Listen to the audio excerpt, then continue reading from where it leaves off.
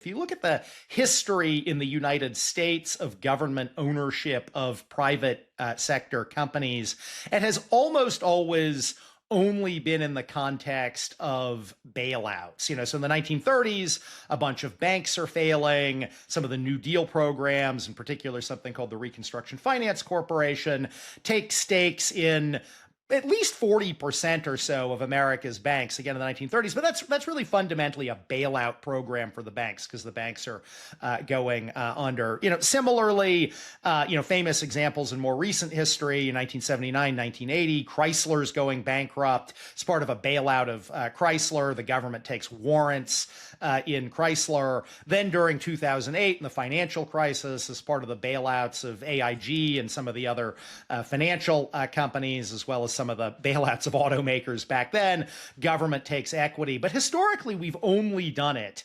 during kind of bailouts. And the government, when it has taken these equity stakes as part of bailouts, has always made clear our goal is to own this for as short a time as possible. Because I think I remember from the 2008 auto bailouts, those were warrants, right? The goal was always to eventually get out of that position.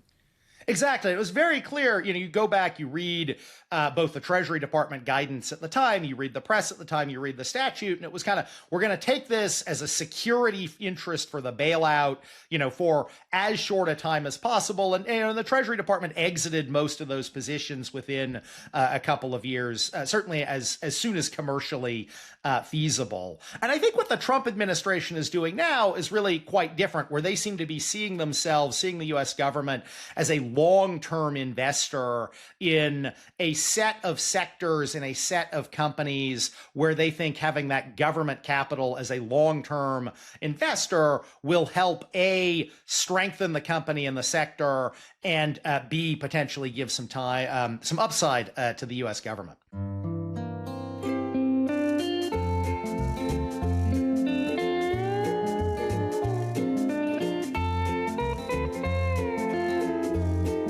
Hello and welcome to another episode of the Odd Lots podcast. I'm Joe Weisenthal. And I'm Tracy Alloway. Tracy, isn't it you who said for a long time that whenever the government does some of these deals, like with chips or maybe the early backing of Tesla, et cetera, aren't you always like, why didn't the government get equity stakes in these companies? Why are we just getting back sort of loans that are more or less the same amount of money we put in? Yeah, I think I have said that. Yeah. I mean, it seems like this weird sort of half ground where you are investing in a company without asking anything in return. Yeah. I mean, to be fair, they do have milestones and provisions and so forth.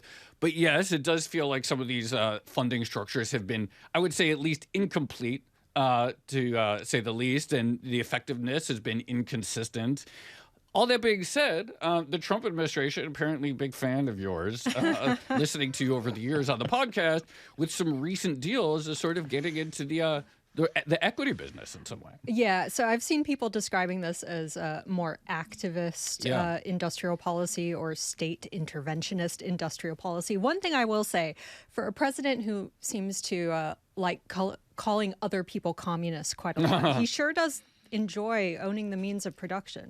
Yeah, there's certainly some scrambling, right, of the sort of, there's an ideological scrambling and clearly this sort of comfort with, what were you going to say? Well, this is the other thing. The ideological scrambling has been interesting to watch because you had people like Bernie Sanders who were saying, well, the Intel deal is a great return for the American people.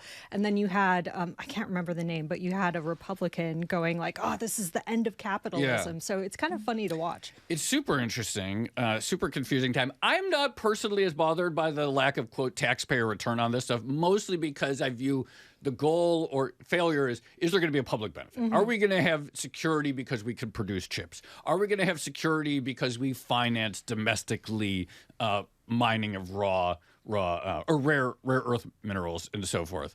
But these are like the big questions, and I think we should learn more about this sort of new approach and what's a continuation of what we saw under Biden, what's different, et cetera, whether any of this will work. Of course, by the way, We're talking about an Intel. So Intel specifically, the government has taken some sort of warrant or something. I'm not totally sure. They took shares, I think, almost a 10% stake. Yeah. And then, and something similar in MP, the great hope for whether the U.S. could also mine rare earth metals such as China. So pretty big deals, and I think we should talk about them more. Can I just say, if you go to Intel right now on the terminal and you type in HS, which is the holders. You could see the U.S. government now listed as a top shareholder. And if you click into it, it says U.S. Department of Commerce.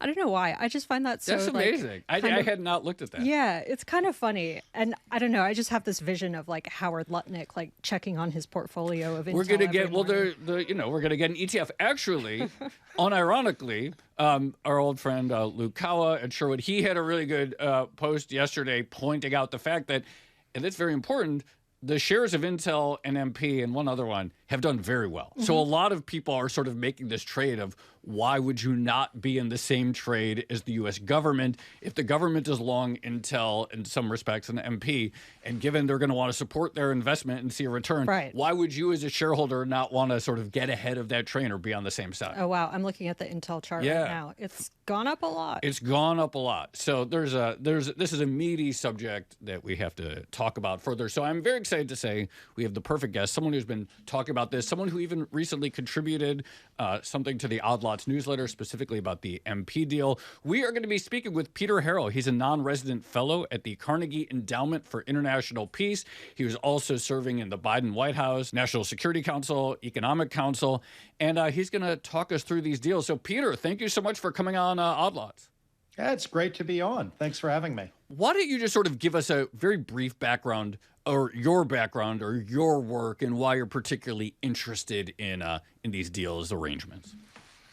Yeah, so I served at the Biden White House for the first 2 years or so of the administration doing industrial policy. And, it's interesting. I'd actually gotten into the industrial policy file for the White House because back during the campaign in 2020, I was advising the Biden campaign, and Brian Deese, who was with the campaign then, later became the National Economic Council director, came to me and was like, it's COVID times. We have all these supply chain issues. There are podcasts that talk about the supply chain issues.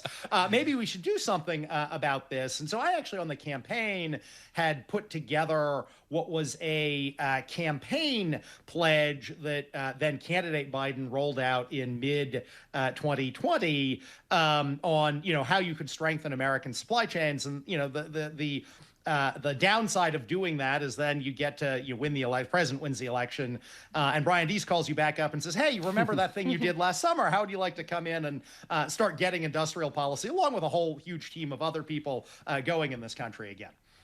So just to sort of set the scene before we talk about why these deals are unusual in some respects, can you talk about how government support of industry has happened in the past? Because I'm thinking about something like the CHIPS Act. I don't remember equity stakes ever being mentioned in that. What was the quid pro quo in these sorts of previous government deals? Yeah, and Tracy, I appreciated the comment you made in the opening, in your opening about, how you talked a lot around. You've talked previous about maybe there should be some government upside in when the government is investing money in some technology or some development of some industrial capacity. That is very, very unusual in American history. If you look at the history in the United States of government ownership of private sector companies, it has almost always only been in the context of bailouts. So in the 1930s, a bunch of banks are failing. Some of the New Deal programs, in particular something called the Reconstruction Finance Corporation, take stakes in at least 40% or so of America's banks, again, in the 1930s. But that's really fundamentally a bailout program for the banks because the banks are going under. Similarly, famous examples in more recent history, in 1979, 1980, Chrysler's going bankrupt. It's part of a bailout of Chrysler. The government takes warrants in Chrysler. Then during 2008, in the financial crisis, as part of the bailouts of AIG and some of the other financial companies, as well as some of the bailouts of automakers back then, government takes equity. But historically, we've only done it during kind of bailouts. And the government, when it has taken these equity stakes as part of bailouts, has always made clear our goal is to own this for as short a time as possible. Because I think I remember from the 2008 auto bailouts, those were warrants, right? The goal was always to like eventually get out of that position. Exactly. It was very clear. You go back, you read both the Treasury Department guidance at the time, you read the press at the time, you read the statute, and it was kind of, we're going to take this as a security interest for the bailout, for as short a time as possible. And the Treasury Department exited most of those positions within a couple of years, certainly as soon as commercially feasible. And I think what the Trump administration is doing now is really quite different, where they seem to be seeing the U.S. government as a long-term investor in a set of sectors, in a set of companies where they think having that government capital as a long-term investor will help A, strengthen the company and the sector, and B, potentially give some upside to the U.S. government. So why don't you, with Intel and MP, why don't you give the sort of broad, as you understand them, the broad stroke structure of these arrangements? What is the nature of these investments? What are the obligations of the companies and so forth? Give us the sort of outline of them. And Joe, to pick up on a point you had made during your introduction, it's not that the idea of government support for chip manufacturing in the U.S. or for rare earths in the U.S. is new. I mean, there was a CHIPS program under the Biden administration. There have, going back for more than a decade now, been programs to try to get U.S. rare earths processing. Historically, those things have been done through grants and loans, not equity.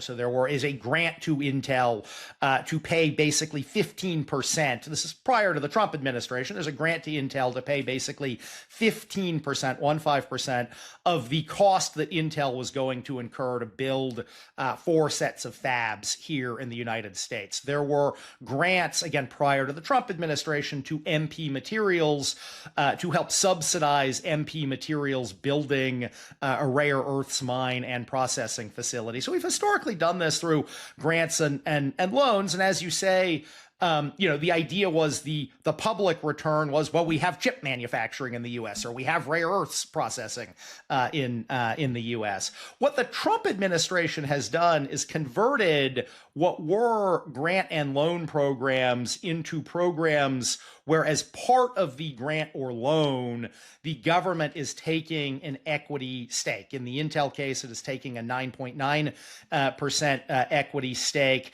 in exchange for transferring the unallocated, the unspent part of that previous Intel grant to Intel. So they, instead of doling it out over years as Intel built the fab, they have now transferred just under $6 billion in cash to Intel and gotten equity in return. And they've also actually relieved Intel of some of its legal obligations to build the fab. So they're sort of converting this grant into an equity purchase. Similar with MP, the MP deal is extremely complicated. I wrote a 4,000-word piece for you, along with my colleague Arnab Datta on this. But basically, DOD has contracted with MP Materials, the Department of Defense, or maybe we call it the Department of War now, has contracted with MP Materials to scale up a mine in California, to mine for rare earths, and then to scale up in both California and Texas a processing facility to turn those rare earths into magnets, which are used in all kinds of industrial applications. And as part of this very large contract to pay MP Materials to scale up the mining and processing operations, the government, MP has given the government a 15% stake in MP. Defense Department's now the largest shareholder there. Just on the Intel deal, you mentioned that the grants and loans that were previously given under the CHIPS Act, those came with milestones that Intel had to meet, right, in terms of building fabs and actually expanding manufacturing of semiconductors in the U.S. But under this new deal, those are now delinked from the equity stake, I guess. Do we have any sense of what the Trump administration's actual goals are in this deal? Because I could understand, if they give a company money and they say you have to do the following things to expand production, that would make sense. But if they say have some money and make sure you give us a shareholder return. That seems a little bit different. It is a different deal. As you say, Tracy, the original deal between the Commerce Department and Intel was planning to dole out about $8 billion over a number of years, with the payments to Intel, at that time, grant payments made to Intel, as Intel met certain agreed milestones for how they were building out 4 sets of fabs: Ohio, Arizona, New Mexico, and Oregon. According to the SEC filings that Intel has made, Intel is now, as we discussed, relieved of those milestone obligations. Now, I think the Trump administration's view is that, well, by injecting capital into Intel, by taking an equity stake in Intel, we, the U.S. government, are sending a very strong signal of support to Intel. Both gives them some capital up front, but it also gives them this very strong signal of support that will help Intel go around and, get customers, get other investors to come in. They also now have NVIDIA coming in as an investor. So there's a little bit of a record already to suggest that might be happening. But it's kind of, rather than here are things we want you to do, we will pay you for milestones, it is more of an approach of, we're going to bet on you as a company and hope that our bet on you helps you succeed over time. As you said, they're actually up, the government's stake is up, I think, 60%. So it's, cash-wise turned out okay for them so far. Yeah, I was going to say, it's been a good trade. And maybe some of the reason that the stock has rallied, maybe it's just the sort of pure logic as you expressed, or it could just be sort of like, it could be sort of meme stock traders. People are excited about, or here is a thing that's going on, or just want to be in on the trade. From your perspective, though, do you see something about the structure of this deal such that there is reason to be, frankly, that there's reason to be more hopeful about Intel's future in this arrangement, just on a fundamentals basis? So I think of this as a very high risk bet in the following ways. If you go and talk to pretty much anyone in the semiconductor industry, and if you've talked to them, and you guys have talked to them over the last couple of years, you hear a lot of concern about Intel's health. Intel made a couple of huge strategic missteps. They decided in 2007 that they did not want to produce chips for the iPhone. Huge strategic misstep. They decided in the mid-2010s that they were not going to bet on something called EUV lithography, which is advanced lithography that TSMC uses to make what are today, hands down, the world's most advanced chips. And over the last couple of years, Intel has been playing a huge catch-up game. And there have been very deep doubts across the industry about whether Intel can actually do this catch-up game. I think the government's theory here is, well, if we show support for Intel, we can encourage, other investors to come in. We can encourage the potential customers of Intel chips to come in, Apple and NVIDIA. We can encourage customers to come in, and we can really bet on this company and help get them not just the capital, but also the customers and other things they need to turn it around. That's the bet. Something you pointed out in your piece for us on MP, and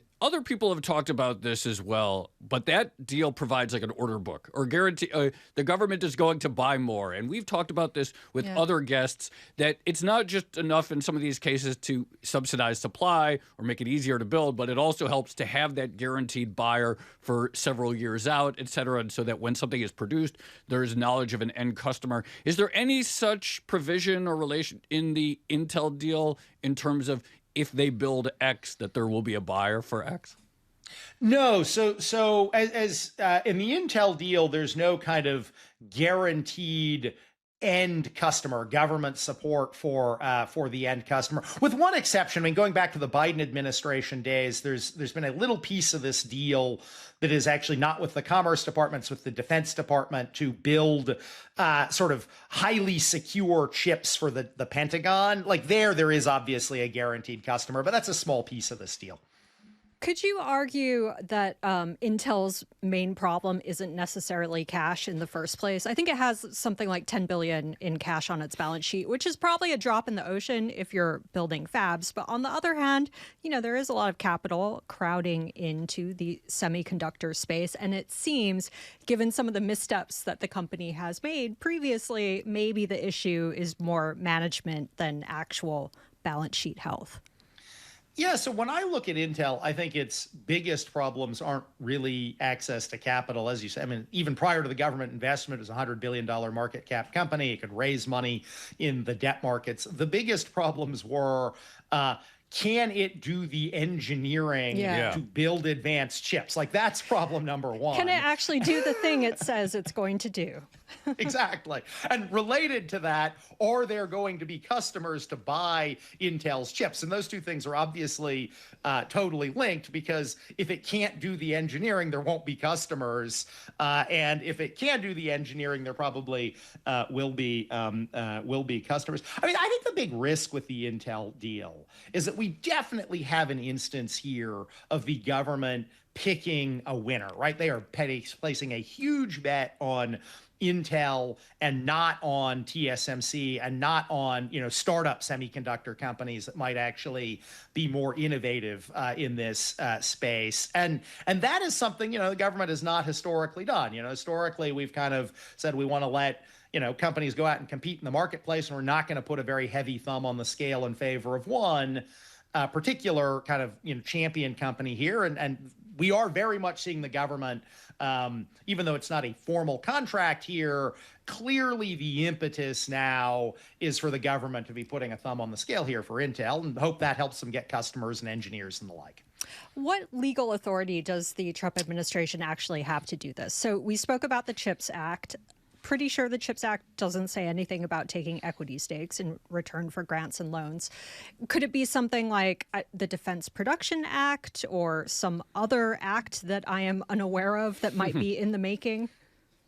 Well, we talked about how there isn't a lot of history for the U.S. government taking equity stakes, and there's not really any law out there that authorizes the government to take equity stakes in private companies, with a handful of exceptions, and the CHIPS Act is not one of them. I think the Trump administration's legal theory here basically boils down to two things. First is, well, the CHIPS Act may not say we can take an equity stake, but it doesn't forbid us from taking an equity stake, so why not? And then thing two on their legal theory is, who's going to sue us anyway? I mean, Intel's not going to sue us, right? They just agreed to this deal, and it's not clear that anyone else really has legal standing to go into court to sue over this. So, like much of the Trump administration, I think we are seeing a lot of novel interpretive approaches to the law. But it really does boil down to, I think, at its core, they have a very flexible authority. Legally speaking, they have a very flexible grant authority. It was clearly intended as a grant authority, not an equity authority. But if you read the details of the grant authority, it doesn't say you cannot take equity as a part of this. It just says you can give grants, and they've interpreted that as allowing them to take equity as part of the grant. I want to go back to the question about whether the engineering capacity actually exists for Intel to become a top-flight producer of semiconductors. Again, you mentioned the quote, strategic missteps, whether it was choosing not to build the chips for the iPhone or to get into advanced UV lithography. But again, they could have chosen to do those things and not execute on them. Like, they could have made different strategic choices and just not done them as well as TSMC. And this also gets back to the MP deal, because okay, there is this big mine out in California that's very rich in rare earths and so forth. But a lot of the question is not whether you could dig it out of the ground, but whether you can refine these metals at a cost competitive price, especially compared to the Chinese, who have invested a ton of this and are clearly far and away the leader in the most advanced infrastructure, et cetera. There, I'm curious with that deal, with MP, do you perceive them as having the same questions hanging over them about whether, okay, they get this money and they have this mine, can they create these magnets at a price or at a market competitive price? Well, I think that the MP Materials deal sort of ensures that they are not going to create these magnets at a market competitive price. But at some level, that doesn't matter because the government has agreed both to purchase all of the offtake of the magnets. So as part of this deal, the government is buying 100% of the magnets. Now, it could resell some of these magnets to private parties, but it's a guaranteed purchaser of all of them. And on top of being the guaranteed purchaser of the magnets, it has also guaranteed a guaranteed profit margin for MP. So I actually kind of get why private investors are crowding into MP, because it's sort of a no-lose business proposition at this point. But I do think the reality, to your point, Joe, is that China is the low-cost producer of rare earths magnets. It just is. It has the scale, and the best. It has multiple companies that do it, and the best. It has the engineering. It has no low environmental regulations. It is the low-cost producer.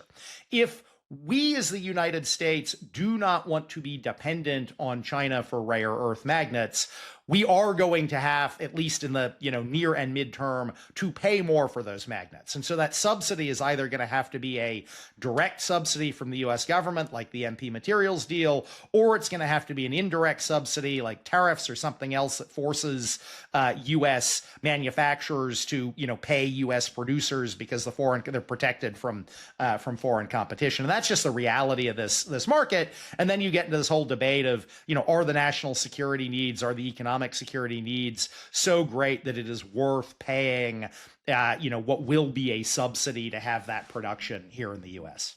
Well, talk to us about the corporate governance angle in all of this. So with Intel, the U.S. government is getting a 9.9% stake. They also, I think, have a golden share like they do in the Nippon deal. Again, that's something that we tend to associate with China's state interventionist style. And we should talk about that a little bit later. But, is Howard Lutnick going to be showing up to Intel AGMs and participating in the votes?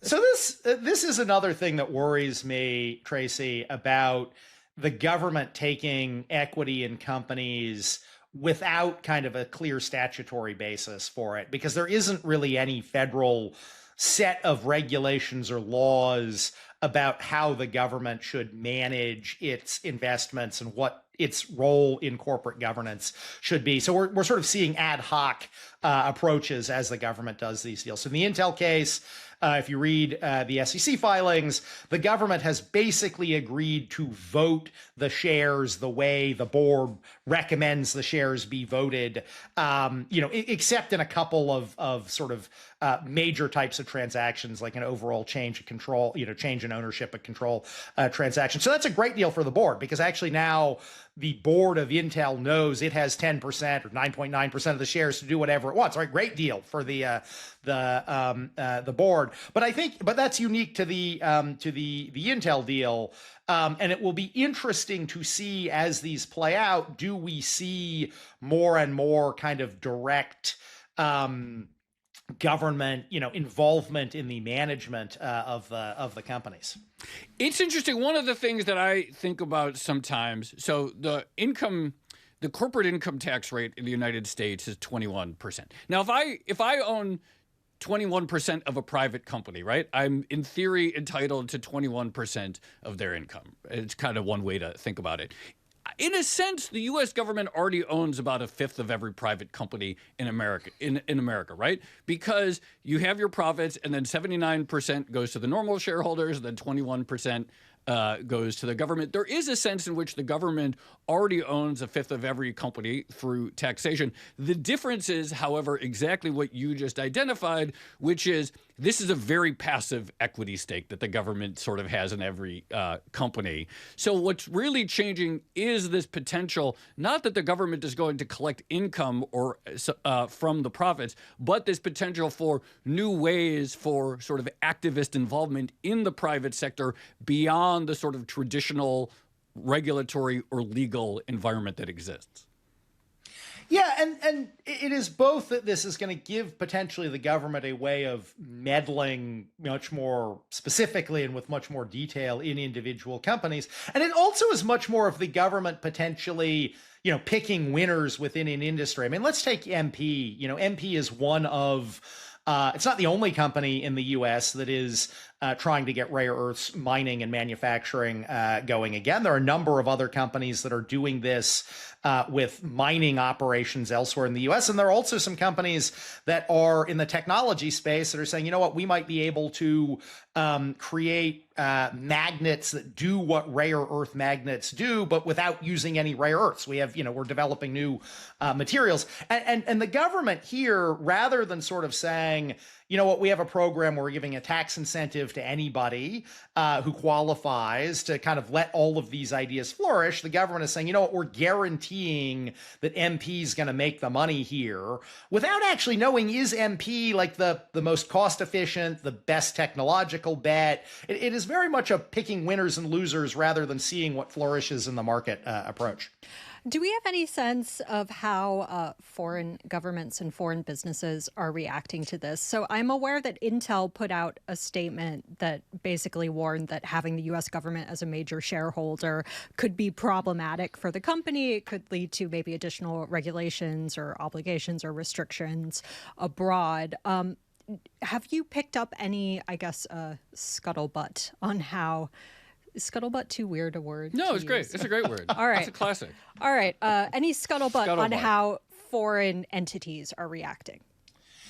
So I do think foreign governments are worried about what it means that the U.S. government is investing in specific companies. And they're worried about it in two ways, one of which is just like the classic governments worry about what other government subsidies are going to do. If there's more subsidies for Intel, how is that going to affect European manufacturing? Also, Intel in particular had been planning to build fabs in Europe. It actually, prior to the U.S. government buy-in, had canceled those fabs in Europe. But there's worry, like, would Intel still be a reliable partner if it is investing overseas, or is it just going to invest in the U.S. now that it's U.S. government owned? And then the other one is, I do think that for companies, particularly technology companies, we are in this era of geopolitics where we worry a lot about Chinese companies, or Chinese companies worry about the security issues around American companies. And I think European companies are increasingly getting worried about, is American tech safe to be used? And the closer the U.S. government gets to a company, I think the more you're going to see foreign governments wonder about those security risks. I mean, I just look at what Microsoft had to do a couple of months ago, where they actually said in response to European privacy concerns about Microsoft products in Europe that, that Microsoft would be prepared to sue the U.S. government if the U.S. government started putting, unfair privacy requests on Microsoft about European customers. I don't think anyone would believe that Intel's going to sue the U.S. government at this point to protect the privacy rights of its customers. So you mentioned the issue of picking winners, which of course is an issue that precedes any equity stake. Every industrial policy in the world always has to think about this risk or possibility. And traditionally, the way it sometimes, quote, works in the context of sort of developing economies is they might have that sort of export test. And we've talked about that a bunch on the show. Are customers in foreign markets buying your thing? And if so, that's a sign that you're building something competitive and we're going to keep backing you. And if not, this is a sign that you're not working out. And so there's this mechanism. If we're concerned about the idea that the government is picking winners with MP or picking winners with Intel, let's say again with MP, should the direction be that not that we get rid of the equity component, but that we just sort of build out the program so that any entity at any stage could theoretically make the U.S. government a partner, and that partnership is contingent on its success in some market measure?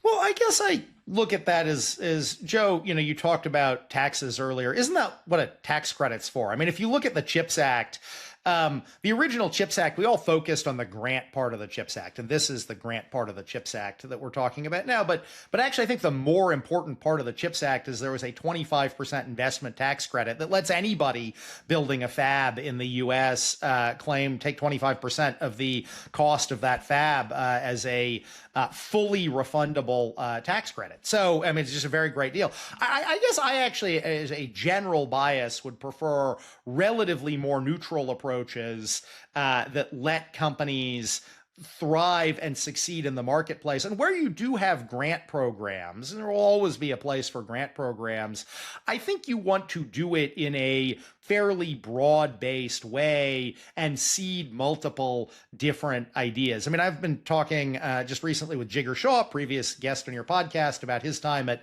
LPO, and he had this approach. He's like, I wanted to say yes to everybody. Anybody who could fit the criteria of getting a loan, I wanted to say yes to, because we want to place a bunch of different bets on a bunch of different technologies, on a bunch of different investments. And, I think there's a lot to be said for that, which is also historically how we have come. Now, maybe there are rare cases if there's a market failure, there's some sort of market where there's going to be a natural monopoly. Maybe in those cases, it does make sense, where there's a natural monopoly or some kind of market failure, and you're only going to have one or two potentially successful companies. Maybe you do want the government to take a stake there, because if it's kind of guaranteeing the market some upside for the taxpayer makes sense. But I generally think that should be a pretty rare instance in our capitalist system. So there is an irony here that an administration which has been very critical of China and, criticized them for manipulating their market or cheating on global trade rules or doing illegal subsidies and all of that kind of stuff, is now pursuing a more interventionist approach that does seem very reminiscent of what happens in China. Can you compare and contrast those two systems and maybe talk about how policymakers are thinking about China, how U.S. policymakers are thinking about Chinese industrial policy at the moment? There is kind of an element here of, right, we're looking a little bit like state capitalism with American characteristics. And I think we should be, open and direct about that. There are actually some differences. I mean, if you look at the Chinese industrial policy kind of approach, there are both similarities and differences. I think one big difference is actually when it comes to equity stakes in China, a lot of the equity is actually done at the provincial government level. It's sort of an SOE that's owned by a particular province, relatively less at the central government level in China. The central government does tend to do a bunch of, grants and R&D programs and that kind of thing, but they have a very heavy provincial level element to these. The other thing that I think China does, frankly, pretty well, kind of to where we just were talking, Tracy and Joe, is China does tend to bet on multiple companies. If you look at why they have a very successful EV sector right now, it is in part because you had lots of provinces investing in lots of companies, plus a tremendous amount of central government support on the demand side as well as on the supply side of the equation. So you have, dozens of EV companies there out in the marketplace battling every week to build better technology and to sell it to customers. So they've kind of created this state capitalism, but state capitalism that is actually, in some of these sectors, quite competitive in a way that spurs innovation. And I think if we're going to do more of that, we need to make sure we are also focusing on how do we keep this competitive to spur innovation and don't just kind of, back a bunch of flabby 1970s European style national champions, which, didn't turn out too well in the past. Now's the time to start a lean and mean fab, Joe. We've, have I ever told you my, you have, but Fabless semiconductor, fab apostrophe. Although that wouldn't be with a fab, but I do think that'd be a good name for a chips company, Fabless Semi. Fabulous. Anyway, actually, we've never talked about those 1970s European champions too much on this show. What's the story there? I don't know anything about them. Well, I'm being a little bit blasé, but you did see in Europe in the 1970s, you saw state ownership in a number of industrial firms. You saw fairly heavily state management in a way that I think a lot of economists looking at that thought did not make for economic, sort of the most dynamic, over time, innovative industrial programs in Europe. Two quick questions. So far, these deals seem to be sort of ad hoc, individualized one-offs, right? And I'm curious if you have a sense that we're building towards something that's much more broad, a much more sustained model of, I guess, U.S. interventionist involvement in the sphere of strategically important companies. And then secondly, what happens to these stakes if we get a new administration and the Democrats come in or something like that?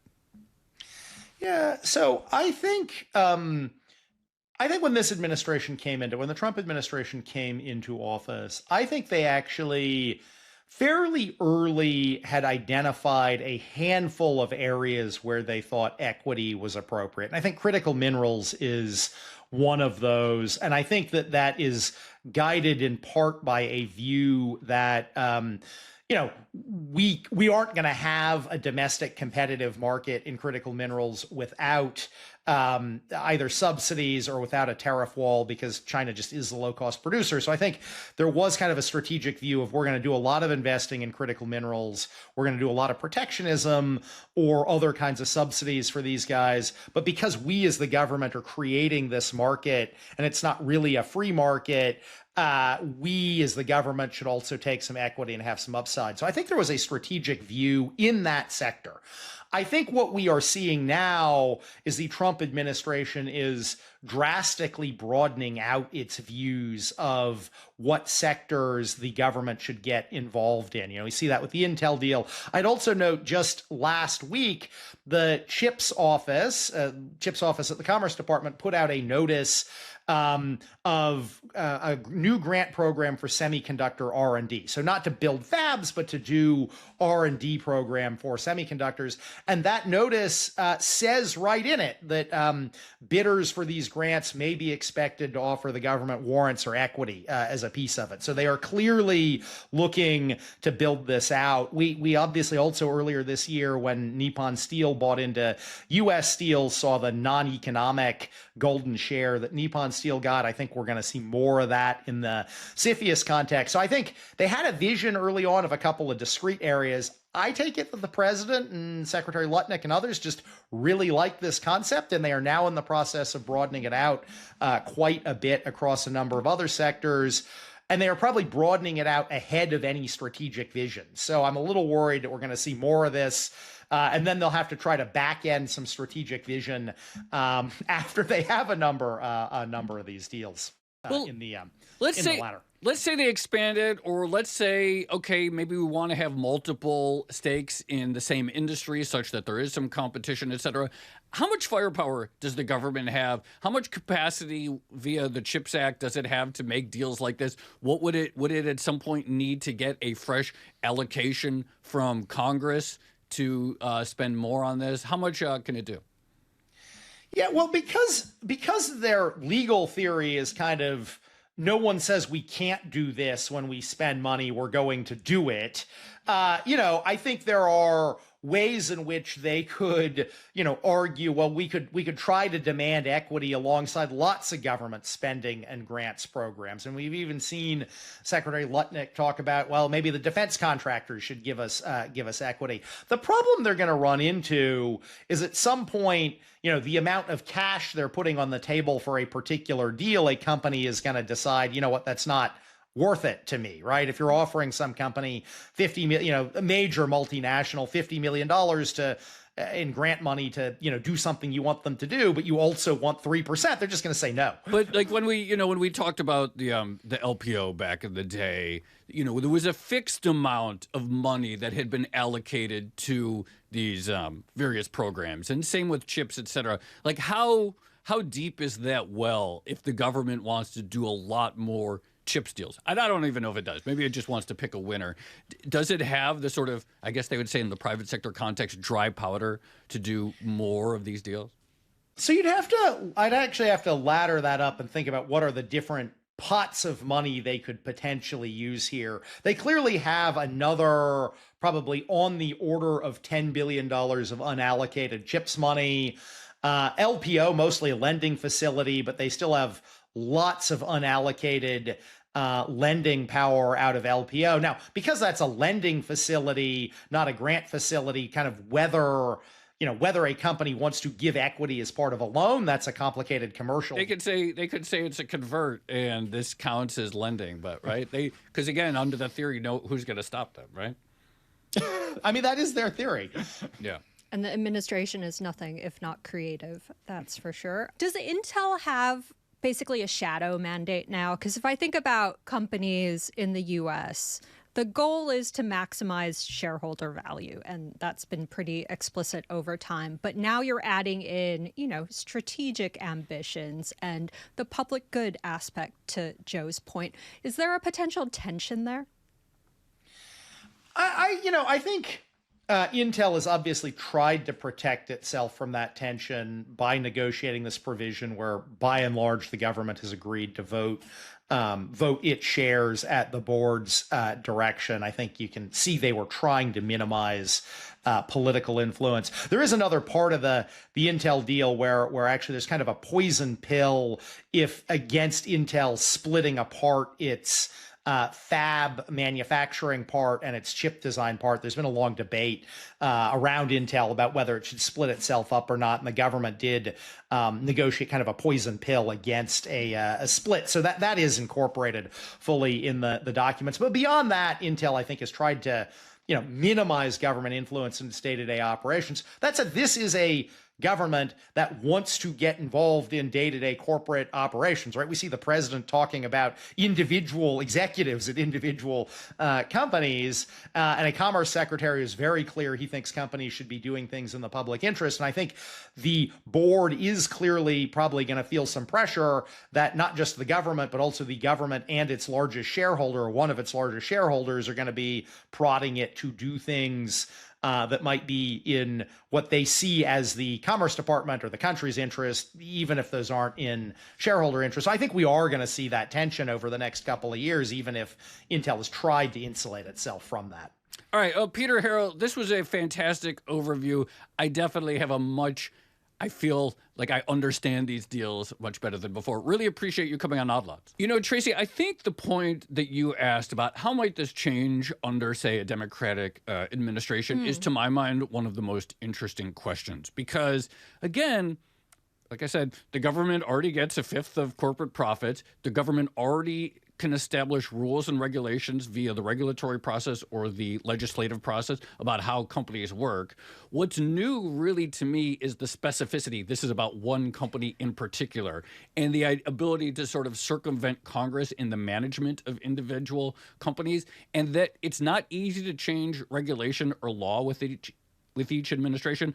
But if equity stakes allow you to change how you interact with the specific company, then you could really have very fast shifts from one presidency to another. Yeah, I think there's also an optics element in here where if the administration said we're going to raise the corporate tax rate, that would be unpopular. But if they say we're going to create shareholder value for the U.S. citizens, for the taxpayer, exactly, it plays a little bit differently. I do think, my last question about the tension between being a strategic asset for the U.S. government and the wider U.S. population versus being a company that's all about profits and maximizing shareholder value. I think that's a really interesting one because, again, I think back to China. Yeah. And China, the compromise there seems to be that you have a very state interventionist system. Yeah. But on the other hand, no one seems to expect companies to be massively profitable, right? We spoke with Dan Wong about this. Yeah. Like, maybe the Chinese system is, we build lots of stuff, we innovate, and don't make that much money. And I just don't know, how that works in the U.S. No, it's a great question. Think about it, from Intel's perspective. Had it not been for the CHIPS Act, or had it not been for all of the concern about national security and U.S. production, at some point, the company might have decided, you know what, we're going to be fabulous too, like NVIDIA is, whose market cap is, 40 times as much. And it could have been very much the case that Intel today would be worth more as a company, speaking of strategic missteps, could be worth more as a company if it had never got into the fab game at all. That if they just decided, we're going to have all of our chips be made overseas by TSMC and others. So there is this thing that maybe the company is worth less today than it would be had they, or is worth less today because they've had this concern, they've had this national security obligation that they've played along with.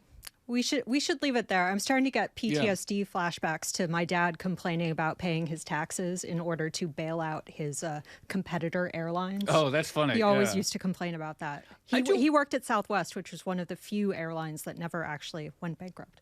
Oh, right. I do wonder, like, when Peter talked about standing to sue, competitors, plausibly, right? Couldn't, like, a Samsung US or an AMD or whatever? I don't know. I think an ambitious lawyer would probably be interested in that case. But I think probably an ambitious CEO does not want to get on the the bad. They might want to take a feed at the trough too one day, and so maybe they'd let this one slide. All right, shall we leave it there? Let's leave it there. This has been another episode of the Odd Thoughts podcast. I'm Tracy Alloway. You can follow me at Tracy Alloway. And I'm Joe Weisenthal. You can follow me at The Stalwart. And if you enjoyed this conversation, then please leave a comment, or subscribe. Thanks for watching.